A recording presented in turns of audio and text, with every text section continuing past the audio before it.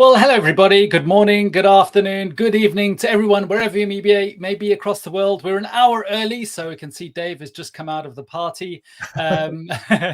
We're normally, the US and Europe and the rest of the world is out of sync. So we appreciate you being able to adjust your calendars and joining us this week. Thanks for joining us. We are obviously live here on Serverless Office Hours, streaming on the AWS Twitch channel, on our YouTube channel /ServerlessLand, and also via LinkedIn Live.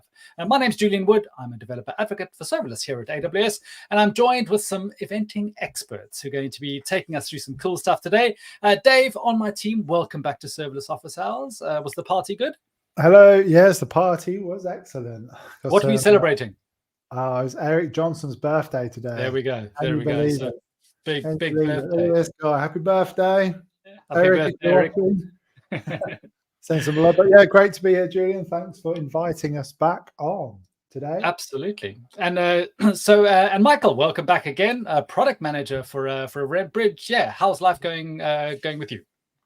Pretty well. Yeah, been working with Dave recently on a bunch of cool projects, so super excited. That's going well, and you're working with Dave recently. Excellent to hear. Yeah, unbelievable, right? Who would have thought? Yeah. Thank you. Excellent. Well, I'm glad we're all getting on. Please remember we are live here for Office Hours, so send us your questions, your comments. We love to know where you are watching from, and send us in your questions and comments. As we've got always such experts on the live stream today, I don't have to answer too many of their questions, and we've got people like Dave and Michael to join. So just before we get back what we're talking about today, let's look back over the previous week in the world of serverless on AWS. Last week's stream, which is available on the youtube.com/serverlessland channel, along with all other Serverless Office Hours, was diving deep into .NET 8. New managed runtime for Lambda. Was really easy to be able to switch over from version 6 to version 8, and James Eastham has done a whole bunch of work to show how easy that was. So yeah, .NET 8 is super popular, super important for Lambda. So yeah, really great performance optimizations and some cool .NET-y goody things and Lambda goody things to put those all together.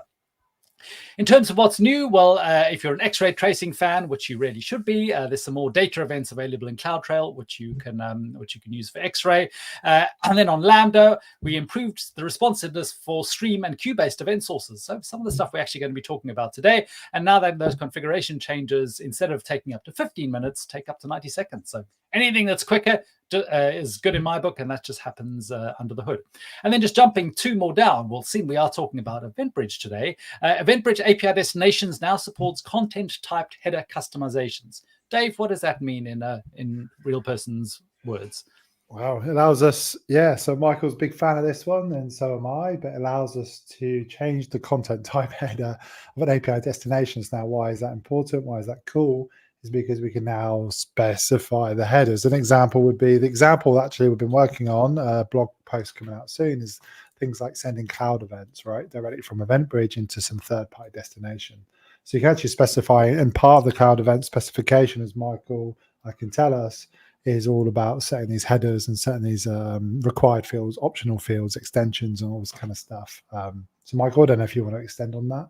Yeah, that's cool. So far, we've been partially compliant with cloud events on API destinations because cloud events specifies 2 encoding modes. If you go over HTTP, one is called binary, the other one is called structured mode. So far, we've just been able to support binary mode. Most customers were actually using structured mode for different reasons. And with this small change, it looks like a very small change, we actually unlock a whole new set of target integrations. And besides cloud events, the other use cases, often customers have content type or use the content type to specify an API version. For example, application/JSON, and then v equals 0 or v equals 1 or version equals 1.0. And that was not possible before. So you couldn't actually specify a version of the schema you're complying with. And with this change, we also enable that. So pretty small change on the outside, but pretty significant. Cool. Yeah. And I suppose, being able to connect to any API on the internet, it's going to open up a whole bunch of different use cases, yes. Which may not be immediately obvious. Cool. In terms of some blog posts that have come out recently, the top one from Luca and Matt is really important, all about comparing design approaches for building serverless microservices. And this is all just helping you understand the trade-offs between, big Lambda functions, small Lambda functions, moving things out of Lambda functions into Lambda functions. So really useful because there isn't one size fits all. And you may be be beating yourselves over the head thinking you're doing things wrong, or you're not following so-called best practices. But the best practices is all about being pragmatic and doing the best thing that's going to work for your applications. It is AWS Summit season coming up. So I know, Dave, you're going to be at the Amsterdam Summit on the 9th of April. I'm going to be on the London Summit on the 24th of April. And yeah, a whole bunch of other AWS people. Michael, are you doing anything at any summits? I know that is a complete... Not on the summits, no. No, fair enough. But yeah, lots of AWS people putting on these pretty big summits all over the world. There are going to be some additional ones added, I believe, during the year. So there could be something even closer to you. But yeah, it would be great to catch up and meet you, or just a really good opportunity to find out all about new things happening in AWS. Event-Driven Architecture Day.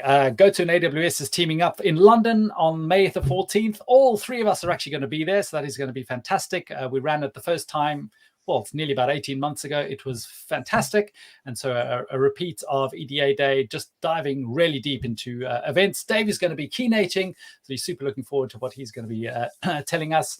But yeah, a really, really great day. It's hopefully London's a convenient place to get to, whether you are in the UK and or elsewhere. So yeah, go to EDA Day. It would be great if you can sign up in London on May the 14th. But today, not from the past weeks, we're all talking about events and streaming and Kafka and EventBridge. Whole lot of different things to unpack here. Who would like to pick up first and sort of explain what we're going to be talking about? Sure. Yeah, we got so we've got a few things to actually cover today. So just some history. Me and Michael kind of started exploring this last year together in more detail. We actually done a chalk talk. It went really well at reInvent. So hopefully back at reInvent this year, we might be doing this again or something similar, which would be pretty cool. But with today's session, so Kafka and EventBridge, so like event streaming and publishing events and all sorts of things, and what the nuances involved in all that. So I've got a deck here, a few slides to go through. Michael's got a couple of slides just to kind of set the picture, set the scene, and then we've got some cool demos to show you, and then we can take questions as we go. Julian, you've not seen any of this, so interrupt us as we go. The questions you have, yeah, let's go for it. No, absolutely. I'm particularly super excited. I know, Daniel Abib, who's one of our Portuguese-speaking experts from Brazil, very interested in the topic today. Also loves Kafka and EventBridge, and I do too. I've also been doing some work on Kafka over the past year, and Kafka is just massive, not only in terms of just adoption and usage, but the number of things that it can do. And customers are using it in so many different ways. So I love the story that we're going to be exploring today of using the two together. Cool. Yeah. So if you just share my screen, Julian. Yeah, certainly. And then cool. There we go. So I'll just set the scene quickly, a couple of slides. So for those who do not know what is, because the thing is what me and Michael kind of found and talking to customers is you might be coming from a Kafka background, not necessarily know about the integration services like EventBridge or step functions and all this kind of stuff. And equally on the other side, you might be coming from an EventBridge side and not know too much about Kafka. So here's just a high level of what is EventBridge. So EventBridge is actually one of the so this is actually an EventBridge bus. It's one of the family, I guess, of services that EventBridge offers. EventBridge offers a bus. It offers a scheduler, which allows you to kind of schedule millions and millions of events in your AWS accounts, which is fantastic. And the other ones is EventBridge Pipes, which I'll talk about in a second. So EventBridge Bus, what it essentially allows us to do is produce events and consume events with a channel in the middle. This channel so happens to be the bus, right? And it's a fully managed service that allows us to, and it comes with some cool features out the box. So number one is we can raise things like custom events, right? So an order has been placed or a stream has started with 3 people on it. That's where we are at today. Or someone comments in the comments, right? And a comment has been created or uploaded, whatever it is. So we can define these events, we can put it onto a central bus, and we can fan out to downstream consumers and notify them. Now, what are downstream consumers? Typically, it could be applications or whatever else. But in these examples, these integration examples, we have like over 20 different targets. So we have like a Lambda, we have ECS, we have CloudWatch, we have step functions, all these different things, which we can actually start to create some pretty cool and fascinating integrations on AWS using events and having this decoupled architecture, this event-driven architecture. Now, EventBridge also comes with some cool features like So I mentioned custom events on the left, but AWS services themselves raise events, right? So S3 raises an event. We can listen to when objects have been inserted, created, updated, all this stuff. We have all our other services. An example, we released serverless video at reInvent as this application that we were building. This uses Amazon IVS, which is another fully managed service that AWS provides to do video streaming. Now, this service itself actually raises events on the default event bus, which is pretty cool. So we'll be able to listen to when streams start or end and kind of do some cool things like that. And equally down here, which we're going to be looking at today actually too in this demo, is SaaS integrations. So partner event sources. So things like Adobe, things like Stripe, think about these applications that you integrate with. Now some of these applications, these SaaS partners can raise events directly onto your event bus without you having to manage anything, right? So it's already authenticated. You need to set up the initial authentication, but that's super powerful because we can then target these downstream consumers. And then equally, there's loads more to go into there, but you can have custom event buses. Every account has a default event bus. You have SaaS event buses. You have rules and targets and filters and transformations, which we're going to go into in today's session. So don't worry if you don't know what I'm talking about there. Yeah, and I think just to add, I mean, Dave's listing a whole bunch of features, but actually EventBridge is pretty simple to use. That I think is one of the really cool things about it. Things come in, you write a rule that matches on those things that come in, and it's just JSON events and send them somewhere else. So actually, conceptually, it's quite easy, and actually wiring these things up, I think, is one of our better services for connecting things together. For sure, yeah. Just API call, put events, and connect some systems up. So the next one here, I want to mention Pipes. Pipes is another service, EventBridge that we offer, but Pipes is more of a point-to-point service. Okay, so on the left we have the sources and we have targets, and we can connect these using this managed service. So why would you want to do this? Example would be we can take a Kinesis stream, and we're going to be talking about streams of information, or Kafka as an example here, Amazon MSK. We can connect it to a target on the right. So an example is step functions, orchestration workloads. And then we can pass these messages along this pipe, and we can do things like enrichment, or we can do filtering and things like that. So when we're talking about connecting systems together, we're talking about Kafka, we're talking about EventBridge, and then EventBridge integration into your architecture.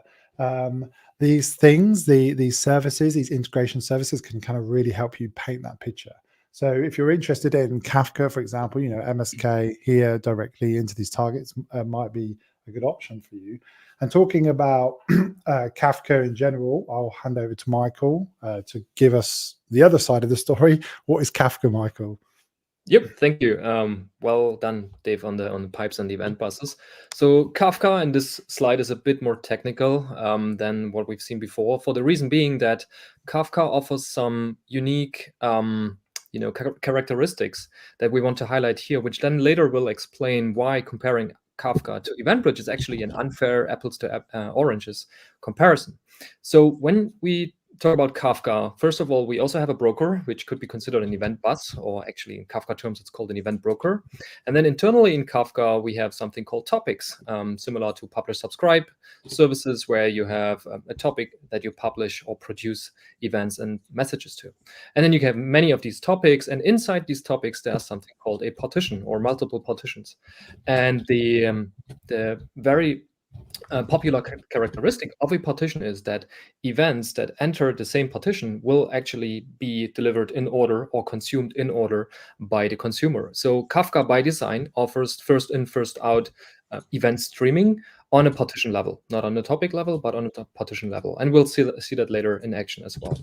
And if you obviously would have multiple brokers first for availability and scalability, but you also will have multiple consumers. And this diagram will just show one consumer, but what these consumers do, in contrast to common queuing systems like SQS, for example, these consumers or multiple consumers can read the same message multiple times. So messages are retained until a specific retention period in days, like time or storage.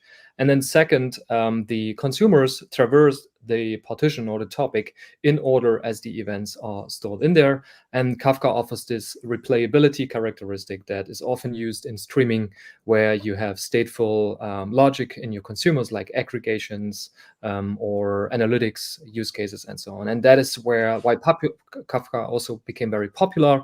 It is an open source project created by LinkedIn. I think it was open sourced around 2011, and then since then has gained a pretty large community and fellowship around it as a open source project. Cool, yeah, and actually we have got a question. David, thanks for joining us via Twitch. Hello. So Apache Kafka is similar to AWS Kinesis, and yeah, I think a simple answer we could say is yes-ish. There are some obviously nuances and difference, but in terms of a streaming service, that is the case. And just obviously to talk about my own things, at reInvent, I actually did a talk on serverless data processing with Lambda, Kinesis, and Kafka. And the whole intro on it was actually comparing Kinesis and Kafka and understanding the difference between partitions and topics and brokers and all those kind of things. So that is a useful video for you to have a look at. But yeah, thanks for joining us, David. And yeah, that if you are wondering, they are similar. Cool. Next slide, please. Yeah. And so, as I already said, comparing EventBridge to Kafka is somewhat an unfair comparison in both directions. So typically what we do is we talk about Kafka as a streaming system, streaming event platform, and consumers consume or subscribe to these Kafka topics with a pull-based approach. So the consumer is in charge of retrieving events from Kafka, versus an EventBridge, it's a push-based approach first. And in EventBridge, we talk about discrete event processing, which means we are looking at a single event at a time. Whereas in Kafka, you typically would have logic in your consumers that look at the stream of events. And that's why we have this duality, or this concept of a stream or stream of events and discrete events. And so both technologies actually emerged from very different use cases and scenarios. Kafka more from the stateful logic and analytics side, and EventBridge from like an event integration platform using discrete events.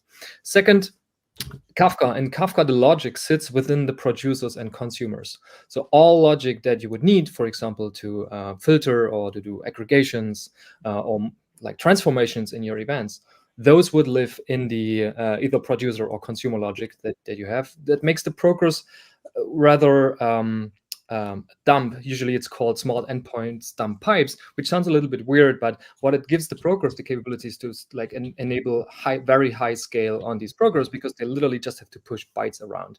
On the EventBridge side, we've focus on giving developers a great experience in building these routing logics and integrations that Julian mentioned in the beginning, with a rule concept where you describe a filter and a pattern match that then EventBridge will use to make routing decisions. So there is more logic in EventBridge in those event buses compared to Kafka.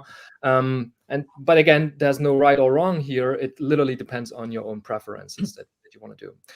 Kafka itself is an open source project, as I mentioned. So it runs anywhere. It runs on your local laptop, like on mine, that we'll use in the demo here. And there's also a project, an Apache Kafka project called Kafka Connect, which enables integration into third-party systems. So there's a lot of adapters. Again, we'll show this here as well. And there's you can run it yourself, or you can use fully managed offerings, for example, Amazon MSK.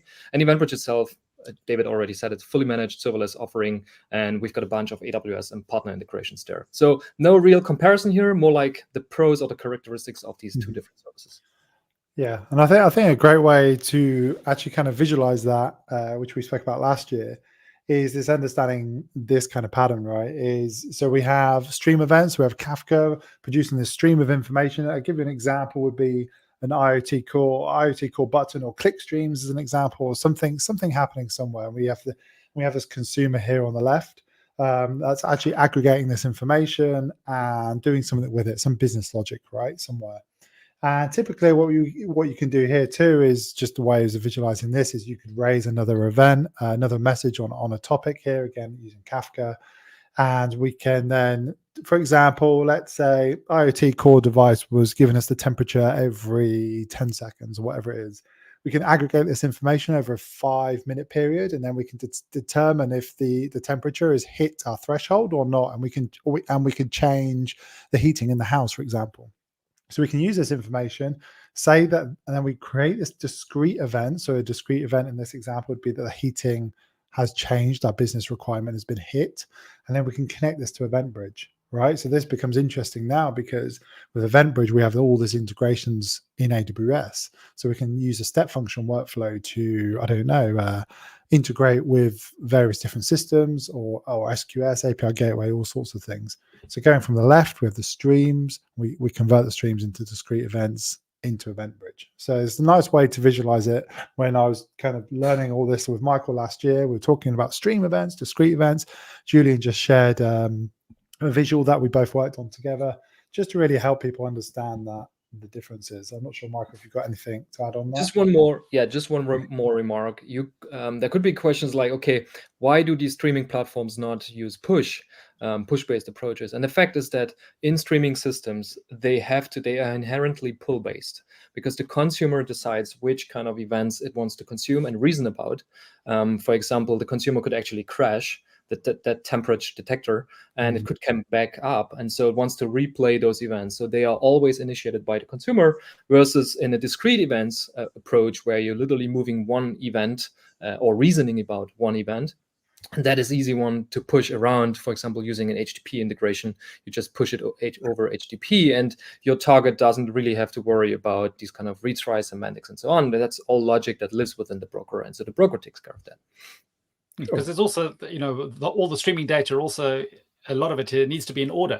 Obviously, if you're tracking chat messages, for example, having messages out of order or log messages out of order wouldn't make any sense. So that's where the power of the consumer comes in, where the consumer decides, hang on, that's where I'm going to start. And that's when I'm going to start processing to make sure things are in order. And yeah, even if you're doing disaster recovery scenarios, for example, you fail over to another region, a consumer can then say, well, I know that's the last process message. I will then go and pick up from message number 432 and keep going. Exactly. Cool. And there's just one more slide, and we're going to show a bunch of demos in a minute. But this is kind of the picture that we want to set today, right? And we talk to a lot of customers. I know Michael definitely talks to a lot of customers in the space. But let's say we have an on-prem team and an integration team. So let's say we're all on a team here, and Michael is on this on-prem team. So what does this typically look like in this example? So we have a MySQL server. Michael, I don't know if you want to talk about this a bit more, but you got the Avro, you got the Bezium, looking for change data capture. So what we want to do is, let's start from the requirement. Let's say we want to integrate a new payment system into an existing legacy system. Okay, we know we want to go to AWS. We know we want to use the integrations on AWS, and we want to move fast. So we've hired a new team. We've hired a couple of people to do that, but we also have this legacy system here on the left. So I'm going to represent the right-hand side, which is the integration team, and Michael's going to help me with the left-hand side, right, being on this on-prem team.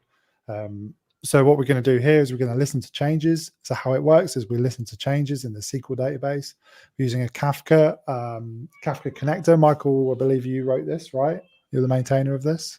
I'm the maintainer. I'm not the only. I'm a co-creator. Yes. Cool. So then we're using the Kafka connector to actually directly insert events onto my event bus. And I'm going to show you two examples. Number one is going to be real-time updates using AppSync. This is fairly new. And so you can have AppSync as a target of EventBridge, which allows us to do some real cool real-time stuff. And we'll show you examples of this. And then down here, we're also going to be looking at step functions integration. So going to orchestration, talking to Stripe, all sorts of things with Stripe and bidirectional events. So this is the picture. I don't know if we want to go into demo now, Michael, if I sum that up. I just have one remark why we actually picked that example here with an on-prem use case. So the reason is that we could have made it very easy, spin up an Amazon MSK Kafka cluster, connect a pipe to it, and send it to AppSync. That demo would just be a 2-minute demo, and it would totally work easily. Now, we have a lot of customers that are right now in the process of modernizing in the cloud, adopting more cloud, but still having existing systems. I don't want to call them legacy systems because often they remain, and they are like systems of records, but they are on-prem or in different environments that they have for different reasons. And so how do we connect those worlds? How do we go fast in the cloud without forgetting that we have existing people, processes, and systems somewhere else? And that's why we picked this example, because it's a very common one. And MySQL or SQL databases are often also in the mix. And the question becomes, how do do I make a system which is very synchronous, where we have transactions and all the likes, and how do we slowly migrate into an event-driven architecture without forgetting what we have and without breaking and making like a 5-year complete rewrite of the whole system, which never happens. And so in this case, as Dave said, we'll use, and we actually made it a little bit more complex as well here, because we want to stream the changes that happen in this MySQL database. Consider this a CRM, like customer database. And we want to stream those changes to Kafka on-prem. Kafka is on-prem for different reasons. And also we use a very efficient binary compact format to encode those messages, which is Avro, Apache Avro. It's an open source standard for serializing and deserializing messages over the wire. So that is not JSON, and EventBridge is JSON built. So how do we connect the two, right? So we didn't want to cheat. We want to be like, go for the more complex examples, say, okay, look, even that is possible today. And I really like, Dave, what you have built, like on the right-hand side with AppSync and step functions like that. That is really killer and proves the value of these integrations. Cool. And just to tease out in terms of, if some people, are from the Kafka kind of side, AWS AppSync is GraphQL. So it's going to go from EventBridge to AppSync, which is GraphQL. And then step functions is, workflow orchestration. So that's the sort of orchestration side of it. So if you're scratching your head, what's some of these different services are, that explains it. And then on the other side, you got MySQL, you got Avro. So Michael, you explained that was, a binary format for efficiently sending things over the wire. Debezium, is that what does the CDC, the change data capture? Yeah, Debezium is a very popular open source project that works with Kafka, but also other downstream services, that is able to extract these change streams from database sources. MySQL is one example. Postgres is another one. Very popular project, really create open source community around that. And that enables us to listen to these changes in MySQL in the database, including transactional consistency, and then bring those changes as events into Kafka that are pretty raw. So we'll see the schema there as well. And then we gradually migrate or transform them into business events as we go through the demo here. One last remark, because that might not come over like from this diagram. So the left side, this is what I run here on my local machine. So I'm going to mimic the on-prem setup here from Germany. The event bus actually is in US West 2. I don't know why Dave decided to use West 2, probably because he likes California and the region. So we'll do a whole round trip over the world to US West 2. And then we go back. The real-time updates are actually Dave's local machine, right? His browser. So we go back to UK. And what really fascinates me, and fingers crossed that the demo works, is the speed, like how insanely fast this is gonna happen. Cool. So should we get into demos? Yes. Shall I quickly show the Connect setup? Go for it. Yeah, if you want to share your screen. Yes. One sec. Share my screen. So. And here's the window. Let me know if you can see my VS Code. Yep. Yes, we can. Is the text large enough, or shall I zoom in? No, that's good, Alec. Okay, so just briefly what we'll do here. So on my local machine, I have a Kafka cluster set up. I have a Debezium running. I have MySQL running, the database, everything running. Again, this is like the on-prem mimics the on-prem setup. So now the question is, how do we connect EventBridge into that picture? Like, how do we connect a cloud service, a fully managed cloud service, into the on-prem environment? And in this case, we are going to use Kafka Connect. Kafka Connect is this framework built by the Kafka community to integrate with external third-party services and applications. And we will run our EventBridge Kafka connector, which is an open source project on GitHub, on my local machine. That will connect to Kafka, so no network setup required. It will literally run within the Kafka cluster, and it will then stream or push these events from Kafka out into EventBridge, and also deserialize or convert the Avro messages, which are like binary encoded, into proper JSON events, because that's what we want and need on the EventBridge side to do filtering and so on. So just briefly, I'm not going to cover all these settings here because we are in an advanced scenario. So this is quite some stuff that we're going to show here. We are going to listen on Kafka topics for orders. Oops, I'm sorry, let me go back. I double clicked and it jumped in. We're going to listen to orders, products. Those are tables in my database, the customers and the addresses as well. So that is here on the right. Then we have specified an event bus ARN this is that's not real Dave's real one, just to not show leak some information here, but basically you would provide the ARN here, we give it a region, and then we give some Kafka internal settings, including using a schema registry. So we're going to use the glue schema registry. That's where we register our Avro schema. So we'll basically pull the schemas. We will be compliant with the schemas that are registered there to make sure that the events that we have, we don't break them, we have backwards compatibility, and so on. And if all of this works, then we will push those events as JSON to Dave's event bus. So I'm going to stop sharing here, and I will have Dave tell me when I should start streaming, because right now we have the database loaded, but the connector is not yet deployed. Great. Yeah, so you want to share my screen again? Yeah, we're back. So we're back. So for this demo, I created a simple client front-end application. This is using Next.js. It's connecting to GraphQL. So remember, Julian said AppSync is GraphQL API. And what happens here, so kind of vision this, what's happening here is the events are coming into EventBridge, and EventBridge is managing, EventBridge calls a mutation on the GraphQL endpoint for us, and this is managed. I configured that, and we can subscribe to these events using subscriptions in GraphQL in real time. So just to summarize that in layman terms, is I've connected to a GraphQL endpoint to get updates in real time. Now, my GraphQL endpoint allows me to specify which fields I want. So this is why I created it. You can create it whichever way you want. And there's a serverless, on serverless land, there's a pattern to help you get started with all of this. So here I have all my orders panel. This is just a tool I created, and I'm going to be listening to the detail type, which is this. So this is the Kafka orders. So hopefully this works. So now you see the spy is sleeping. He's not listening to events at this point in time. If I create another one, let me just have a look. I know there's addresses, I believe. So let me just copy that in. So we got addresses.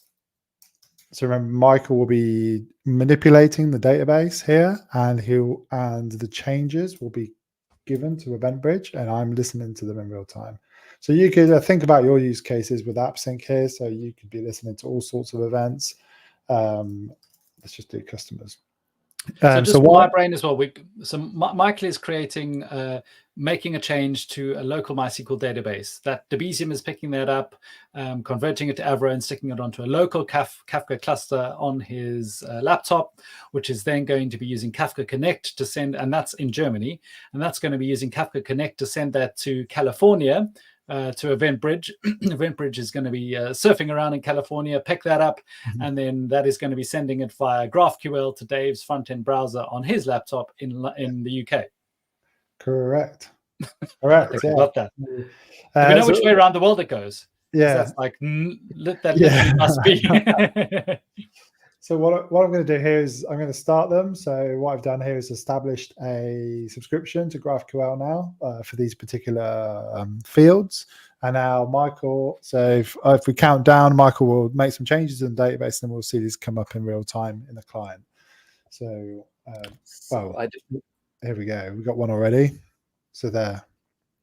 So, I mean, it's pretty rapid. So we can actually kind of go inside of these and see the changes that are happening. So we can see here that this event was raised on EventBridge. I can see that the before is null. So this is a order. So this is the way, I guess this is, what schema is this? Is Debezium schema, is it, Michael?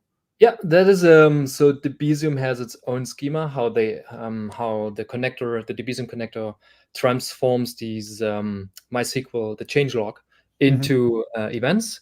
And it's similar to what DynamoDB and change the capture streams in DynamoDB are, with like the before and after values.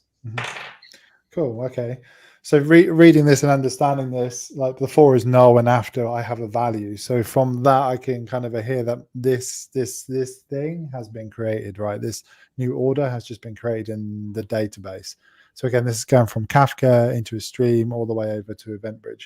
Now, why is it cool? Well, I'm super cool by the AppSync integration, because we often think about events as these server-side events with business domains, and bounded context, and we're raising events that are happening in these systems. But now it's very interesting, and I'm excited to see new paradigms emerge, which is how can front-end developers, how can we have like full stack events going on, right? How can front-end developers listen to these events? Or if the business should, if, for example, we can listen to this order has just been created for a particular customer. So if the customer was logged in, could we do something in real time here? Could we show them, I don't know, some invoices or whatever that might be? So some interesting tech behind the scenes going on here. Dave, let me do one test. So I'm gonna, those were the events which kind of were initially in the Kafka cluster before I deployed the connector. And that kind of showed how the messages are actually retained in Kafka. So my connector was deployed later while the events were already sitting and waiting in Kafka. So let's do the round trip test now. Okay. The visual one. I will create a new customer in the customer's database. It's going to be John Doe. I'll count down from 3 to 1 and then press enter, and we'll see how quickly it lights up. So it should be on the customers. You have no filters on the customers. You're going to show any customer. Any customer, yeah. Any. Okay. So 3, 2, 1, go. Okay, almost 3 seconds. Not as good as last time, but still pretty nice. Still pretty fast, yeah. So yeah, so this is kind of an interesting demo because we're using AppSync real-time information coming from Kafka into the client. So the question is now, like, cool, that's great. So what else? I guess what else can we do? Like more realistic examples would be, what AWS service can I integrate with to actually provide some value? So going back to our original slide, which is I am the app integration team, and what I want to do is create a new payment system. So I want to integrate with Stripe. We've chosen Stripe as the company. So how can I do this in isolation, I guess, away from Michael's world? Yeah. So we've connected the systems using EventBridge. We've got events coming into EventBridge, which is fine. So how can we take advantage of this, I guess? So if we move on to another demo, what I can show you now is payments, I guess. So to show you, to explain how this is going to work, we will be using step functions. So step functions is an orchestration tool that you can talk to about 200 different services on AWS. It has like over 6,000, I think 7,000 API calls now. So super powerful orchestration tool, and I will show you my payment link creator. Oh, if I can. Of course. Yeah. Proves that we're live, have been logged out. That's security, you know. Yeah, that's it, of course. So let's see, that should reload here. I should be able to reload that now. Right, so I've got this payment link creator. So let me just edit the step function workflow and tell you what's happening. So, so the first thing I want to do actually is, when a new user is created in the system, remember this is the on-prem system, so in the MySQL database, what I want to do is actually create a new payment link for them. So let's say we're creating a video streaming platform, and what will happen is I want this orchestration piece to basically say, okay, new user has been created. I'm going to do a quick check to see, does he already have a payment link? So if the event, I guess, gets replayed, we can skip and not create the payment link. And then down here, what I'm going to do is go into Stripe and create the payment link. Now, cool feature that was released at reInvent, the last one just gone, is HTTP tasks and integrations, which is really cool. So what this allows us to do is actually specify API endpoints within step functions itself. So you'll see here, no computer's been used, but I'm actually orchestrating this logic and saying, okay, well, the first thing I want to do is check some stuff in a database. If no one is there, then what I want to do is I want to create a product in Stripe for the user. So how do we do that? We look at the Stripe API docs, and we can see there's an API thing here, endpoint here, and we can do a post to that endpoint to create something. Next thing we do is we go down and we create a price. Like Stripe have this model where you have products and prices and payments. So next we create a price, and then finally we create a payment. So I can go through this list and I can create payment links for people, and then what we can do is we're going to store them in DynamoDB, right? So again to go back, we got Michael, we got the MySQL server, we got changes happening, and then we're going to take advantage of AWS. We're going to take advantage of EventBridge and step functions and orchestrate this workload, right? That I've been tasked to create. I've been tasked to create payment links and payment integrations with Stripe in AWS, and that's probably a good time to showcase, hopefully, it working. Dave, one question. So we looked in your SPY, we looked at the event schema, and it was a quite technical event that we saw there, right? Yeah. So it has lots of these database internals kind of things. Are you doing any transformations before you're actually invoking your step function or your target there? Like, is there like a conversion to a business object or a business event? Correct, yeah. So what's happening here is if I go to my rules, and I'm going to go to... Can you zoom in a little bit, Dave? Sorry, please? yeah. Thank you. Yep. So good question, Michael. So I have a new rule here. So when you set up I can set up targets on EventBridge, and a target requires a rule. So the rule is like, what is the logic? What is the filtering for this particular downstream consumer?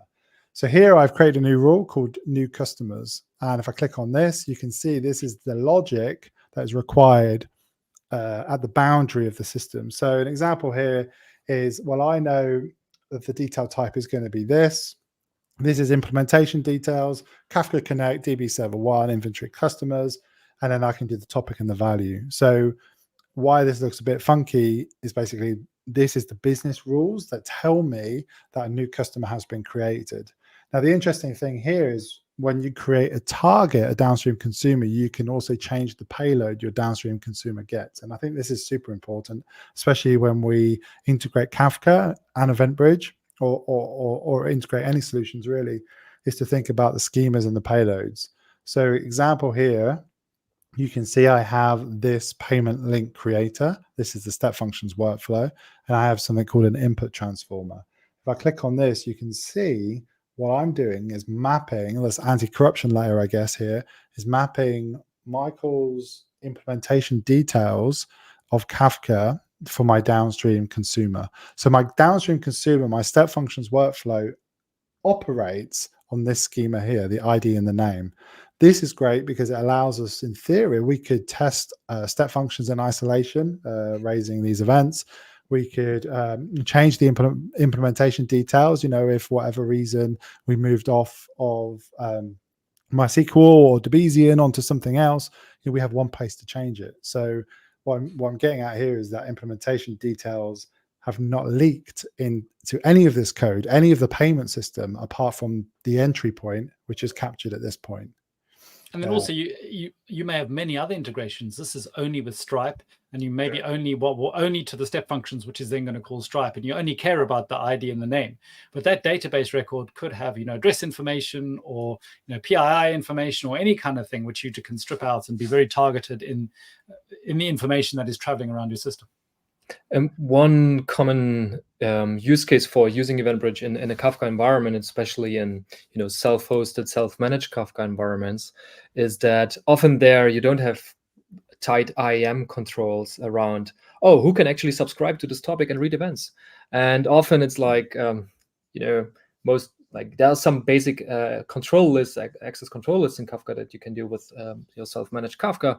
But they are no way as fine-grained as in EventBridge. For example, in EventBridge, I can define IAM policy on my bus and say team A or principal X can only create a rule on my bus that has this type and this source specified. And if someone wants to cheat and say, I'm not going to specify any source at any time, I'm just going to listen to all the events, you can say, no, this is not allowed because you have to specify detail type and the source. So you can really, with IAM controls, scope down the subscription logic and provide some governance controls around your Kafka topics using EventBridge as an external gateway to Kafka. Yeah. I think Michael's got a tweet about this, actually. If you look in his history, you'll see some stuff, right, Michael? About the policy. I'll quickly find it out. Yeah, I'll send it to Julian and then you keep going here. It's really cool stuff. So here's the execution. So let's fire the demo and see what happens. So what Michael's going to do is he's going to create a new user, and then this user is going to we're going to create a payment link. We're going to go through Stripe using the HTTP integrations, which is fantastic. We're going to store some information in DynamoDB. This is step one. So but then I suppose, I mean, a lot of this, just to reiterate, is also a very low code solution over here. We're not writing code to actually call the Stripe API. That's just handled as part of step functions. It's using HTTP endpoints. It's going to do exponential backoff. It's going to do jitter. It's going to all do these fancy kind of availability kind of things without you having to write code to do that. So yeah, I love that. That's great. Yeah. Yeah, it's really cool. Me and Michael, as we were kind of building this thing, we're demoing it. We had some failures and things like that, so we could actually, which we might get to showcase soon if we get time. But we could redrive from failed states. We can change the jitter parameters, all sorts of things, right? So if you think 1,000 people sign up straight away, step functions will run these things concurrently, which is beautiful. But Stripe might push us away, saying too many requests. So we can actually code and configure our step function workflow to actually handle that, which is really cool. So Michael, I don't know if you want to send an event. I don't know if you have already. Cool. That's Michael's tweet or X in the chat, which has all about the IAM permissions. Cool. Yeah. What should I raise, Dave? You just add a new user. Add a new user to the database, and this should this should start the orchestration. Okay, one sec. So we'll add this fine gentleman. Cool. So you can see it's running here. So it's passed already. What I can do with step functions is clicking here and actually see what's happening. So this is really cool debugging in step functions. So what I can do here is actually click on each one of these states and figure out what is going on. So we can see. Do a quick zoom in, Dave, for us blind people. We can see. That's cool. Yeah. We can see the input. So Dave Boyne is my ID. We can see some other stuff going on here. We can see all the events that happen. That's in that particular one. We can click through, and then we can see all the things happening. So you can see here are some headers. Here are some events. That's a fantastic way, really. I quite like it, especially when you're debugging your state machines. And if we go down here, we can see the payment link has actually been added for this user. So if I go to DynamoDB and show you, so I have a table. I think it was called Kafka. So how did the information first? Because there was something that was arriving from DynamoDB. I sort of missed that connection of how. Because this state machine is reacting to DynamoDB, not directly from Kafka's, or am I missing something? The state machine is getting triggered from. Sorry, see if I can find it again. I think I clicked off it. There we go. The state machine is getting triggered from Kafka, from EventBridge. So Kafka into EventBridge into step functions. Then the state machine says, "Wow, they're awesome! There's a new user that's been because there's a rule. Remember, there's a new user that's been added. This is now completely disconnected from Kafka because it's with its own boundary of its own schema and event. And then I go off to Stripe and I get some information. Now, from this information, what I can do is actually store it in DynamoDB. So you'll see here is a payment URL. Yeah. So what I can do here is take this payment URL. Hopefully that lets me copy that and make a payment, right? So I remember this is all orchestrated. So make a payment to Dave, support your broadcast to Dave. So what we're going to do is send $100.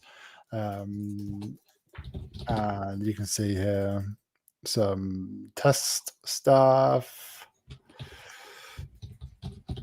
Dave. Cool. So then this is the next part of the demo really, which I kind of want to quickly show, is the bi-directional events now too. So this is another cool feature of EventBridge, which is partner event sources. So what's going to happen here is I'm going to raise this event, and what's going to happen here, Stripe's going to do its thing. Stripe's going to raise internal events all over the place. Then Stripe is actually integrated directly back into my event bus, and it's going to tell me that a payment has happened and a payment has completed.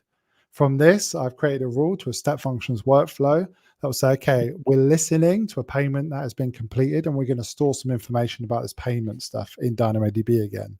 So again, you've got all these events between organizations now. So we've got Kafka doing this initial stuff, and then we've got Stripe to EventBridge and EventBridge and step functions all integrated using this kind of these systems, which is fantastic, I think. And Luciano, thanks to Luciano Mamino, who's been on Serverless Office Hours before. Yeah, thanks for joining us from via Twitch. And that's the beauty of step functions, be able to visualize every single execution. So yeah, I love step functions. Even when you're troubleshooting things, you've got to think of the past step, just to be able to look at the input and to know, this is what's being arrived. Because the number of times I have got JSON in JSON or something weird escape that messes it up.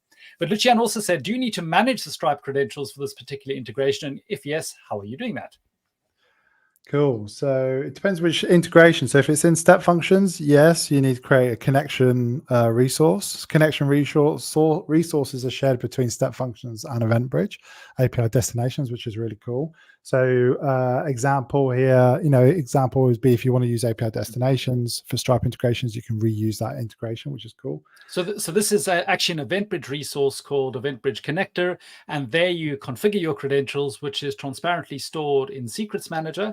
And then the EventBridge Connector is actually going to grab that information from Secrets Manager, make that connection to Stripe, and then you can use that in EventBridge API destinations, or you can use that in step functions. Exactly. Have I got that correct? Okay.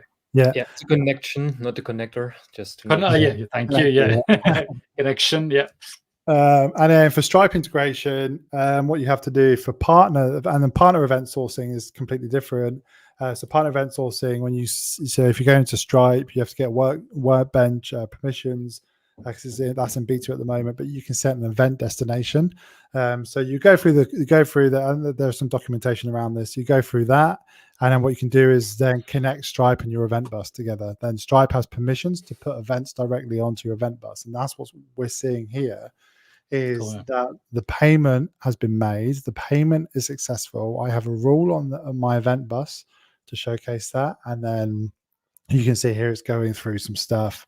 Does the payment have an invoice? Yes, it does. Go get the invoice information from Stripe, and then we store that inside again a database here, which I can show here. So Lucian also asked again, so you need to set up the connection only once per account, right? So yeah, it's a shared connection. Yeah. Cool. Kafka. Is this it? Payments. Yeah. So you can see here's the invoice URL. Here's the invoice, the amount that was sent, who sent it, and all this kind of stuff. So again, a very interesting way. So we've got just this, which I'm quite bullish on, to be honest, which is just the whole bi-directional events, partner sources into an event bus, back using step functions, all this stuff without me really having to manage much code, right? Yeah. I've got an orchestrator. I can kind of debug and see what's going on.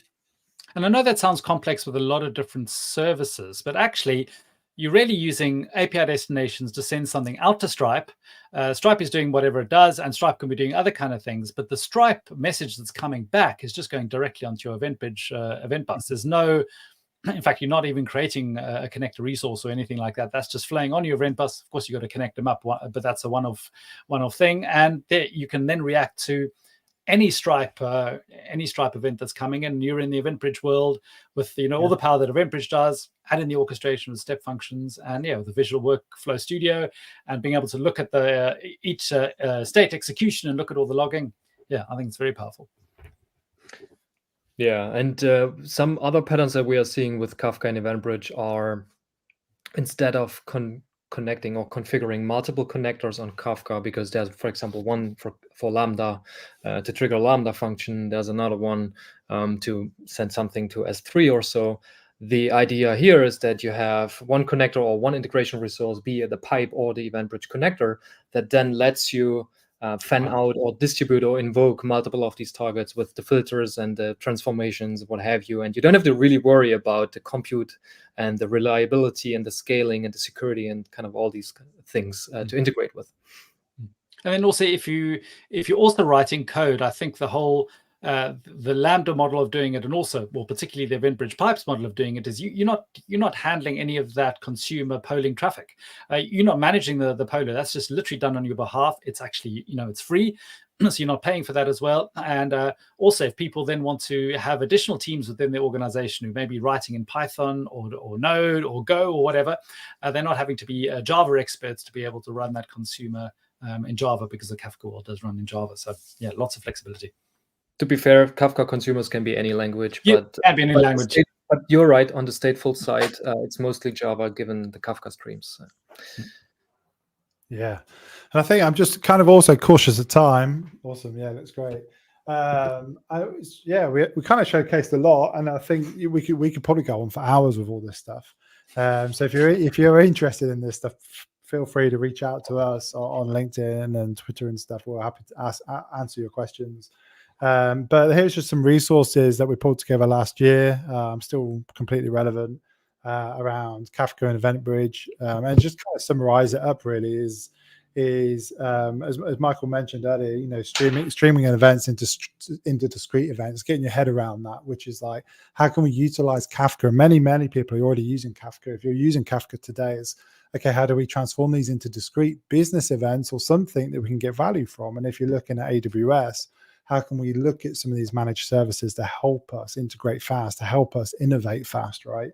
And I think there are tons of solutions there and answers there, and it's just understanding the value you can get from Kafka and EventBridge, right? As Michael mentioned before, it's not Kafka or EventBridge kind of story. It's just how do you get the value from both? Michael, I don't know if you want to summarize any thoughts. No, this was great. Yeah, cool. And I suppose there is a circular dependency you can have, because I mean, these events could ultimately land up back on Kafka on-prem as well via various mechanisms as well. So it's not as though you're sending them out of Kafka and they're going into the void, into the cloud, and then you're stuck doing them back. So yeah, lots of integrations. Quickly, we do just have a minute, but we did have some questions. So Darian, thanks for joining us via Twitch. Will EventBridge be able to use private API destinations, or is it just external APIs? Yeah, so today we API destinations only support, and same with step functions, by the way, only supports calling public APIs, which is good for many use cases, as we've shown here. We are looking into enabling private integrations. So if you're interested in that, just drop out a note, and we're happy to connect and learn from your requirements. Cool.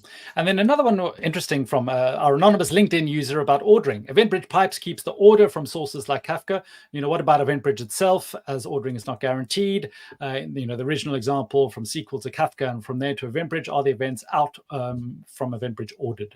Yes, that's a very good question. We actually didn't really have time to cover today, which is ordered processing and out of order processing. And the short version is yes, EventBridge. Today, the event buses do not retain the order. So it could actually happen that you get a delete event before the create event of the same entity. However, we have markers in those events, like timestamps, sequence numbers, etc., that typically would be used in the downstream servers, like a database or so, to detect duplicates. And the common pattern here is optimistic concurrency, which you would have to guard against anyways, if you have multiple, writers going to your database. So out of order handling is should usually be concerned in downstream targets anyways, because while Kafka maintains the order of the events in Kafka, no one guarantees that the events actually came in order. Like even that needs to be, there are some Kafka settings like transactional producers which allow this, but sometimes you have offline clients which dump data later into the topic when they come online, which actually happened before that. That's why I typically say that don't strictly rely on order from your systems, whether it's Kafka or any other FIFO system, but build that logic in your downstream consumer, similar to doing idempotency. Yeah, perfect. Well, so much information. Really appreciate the time. Before we say goodbye, just to say next week, we're talking about Java AI ML on Lambda. We've got Andy Booth, who's doing some cool AI stuff on Java, low latency, high performance AI inference like that, and some generative AI stuff as well, which is going to be awesome. So that's on the 19th of March. See us over there. And of course, we talk lots of code. Don't forget EDA Day, and we also talk lots of code and things. So on serverlessland.com, patterns, workflows, snippets, and repos, lots of code examples which you can get over there. I see Dave is already planning on heading back into the party. Michael and Dave, appreciate huge amounts of information. There's going to be more to come even this year on Kafka and EventBridge. So thanks for joining us. Thank you very much.